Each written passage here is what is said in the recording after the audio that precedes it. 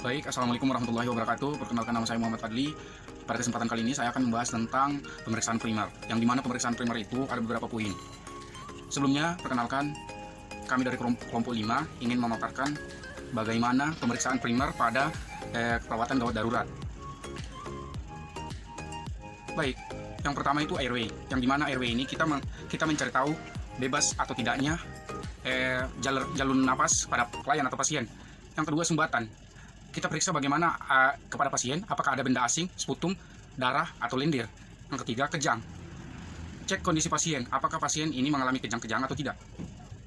Bila airway sudah baik, belum tentu pernapasan akan baik, sehingga perlu dilakukan pemeriksaan apakah pernapasan penderita sudah adekuat atau belum. Pemeriksaan yang pertama, inspeksi frekuensi pernapasan, apakah ada otot bantu pernapasan, adanya sesak napas. Yang kedua, palpasi pengembangan paru. Yang ketiga, auskultasi, adanya bunyi napas tambahan seperti ronki dan wheezing. Yang terakhir, kaji adanya trauma pada dada yang dapat menyebabkan takipnea dan dyspnea. Pemeriksaan primer breathing, yang pertama, spontan ya atau tidak. Yang kedua, takipnea, napas cepat ya atau tidak. Yang ketiga, wheezing, adanya bunyi napas tambahan seperti mengi ya atau tidak.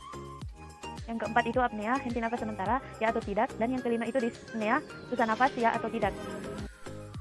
Baik, saya di sini ingin menjelaskan tentang pengkajian sirkulasi. Nah, yang dimaksud dengan pengkajian sirkulasi adalah pengkajian yang bertujuan untuk mengetahui dan menilai kemampuan jantung dan pembuluh darah dalam memompa darah ke seluruh tubuh.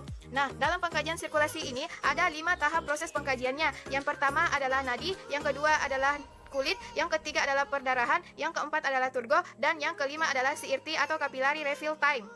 Oke, yang pertama kita lakukan pengkajian adalah denyut nadi. Nah, di pemeriksaan denyut nadi ini ada 7 titik yang denyut nadi kita bisa temui. Yang pertama adalah radialis yang ada di sini di pergelangan tangan. Nah, kita bisa melakukan dengan mencarinya dengan 3 jari.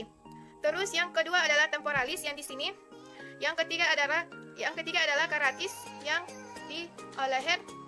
Yang keempat adalah lipatan paha, yang kelima adalah punggung kaki, yang keenam adalah politela atau lipatan lutut, dan yang ketujuh adalah brachialis. Nah, nilai normal pada denyut nadi adalah 60 sampai 100 per menit. Selanjutnya adalah proses pengkajian yang kedua, yaitu pada kulit. Nah, di kulit di sini adalah kita dapat melihat apakah kulitnya normal atau pucat atau sianosis atau edema. Nah, yang dikatakan kulit normal adalah keadaan kulit yang dimana tidak ada pori-pori atau cacat seperti kulit saya. Terus yang kedua adalah kulit pucat, di mana keadaan kulit itu kekurangan darah atau kulit memutih. Terus yang ketiga adalah sianosis, di mana keadaan kulit itu adalah kebiruan. Terus yang keempat adalah edema, di mana keadaan kulit itu bengkak. Nah, yang dikatakan bengkak seperti tadi Nurse Ilo bilang, bengkak itu tidak pada seorang gemuk, akan tetapi kulit yang edema itu adalah penumpukan cairan pada jaringan tubuh. Terus pengkajian yang ketiga adalah perdarahan. Di sini kita dapat lihat apakah ada perdarahan atau tidak. Terus yang keempat adalah turgo.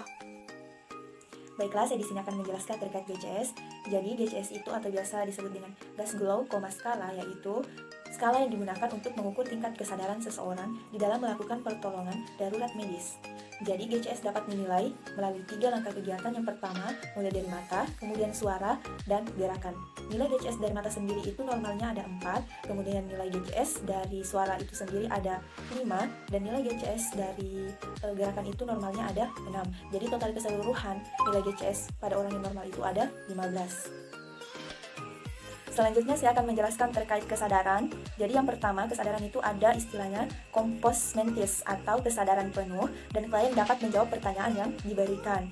Yang kedua, somnolen. Somnolen itu adalah kesadaran klien yang menurun, tetapi masih mampu memberikan jawaban ketika diberikan pertanyaan. Yang ketiga adalah delirium, di mana klien mengalami disorientasi orang, tidak mengenal orang di sekitarnya, disorientasi waktu, tidak tahu sekarang hari apa, disorientasi tempat, tidak tahu di mana tempatnya di mana sekarang, akan mengalami gelisah, pemberontakan, dan juga kadang-kadang akan berkhayal dan berhalusinasi. Selanjutnya yang keempat itu ada semikoma. Semikoma itu keadaan seperti tertidur lelap, tetapi masih mampu memberikan respon dari rangsangan yang diberikan. Yang keempat itu koma, yaitu hilangnya kesadaran, klien tidak mampu memberikan respon sama sekali, benar-benar tidak dapat memberikan respon atau kesadaran yang benar-benar tidak ada. Selanjutnya saya juga akan menjelaskan terkait pupil. Pupil pada dasarnya, pada normalnya itu biasa disebut dengan isokor. Ketika diberikan rangsangan berupa cahaya, maka pupil akan mengikuti cahaya tersebut. Nah, ketika kita menemui orang yang Di sini saya akan membahas yang pertama itu refleks cahaya. Nah, refleks cahaya itu refleks yang mengontrol diameter pupil. Untuk mengetahui ada atau tidaknya refleks pupil dan apakah ketika diberi rangsangan refleks pupil itu lambat atau cepat. Untuk mengetahui refleks kita dapat melakukan dua cara, yaitu dengan refleks cahaya langsung dan refleks cahaya tidak langsung. Nah, refleks cahaya langsung itu caranya tangan kiri pemeriksa melakukan fiksasi pada kepala klien dan tangan kanan menyoroti atau menyentuh pupil dari samping agar pupil di sisi lain tidak ikut tersoroti. Nah, ketika sorotan lampu tersebut tiba pada retina, impuls visual optik kinetik akan dikirim ke kulus superior untuk mencetus potensial aksi sehingga kontriksi pupil terjadi dan pupil akan mengerut atau mengecil. Nah, cara yang kedua itu refleks cahaya tidak langsung.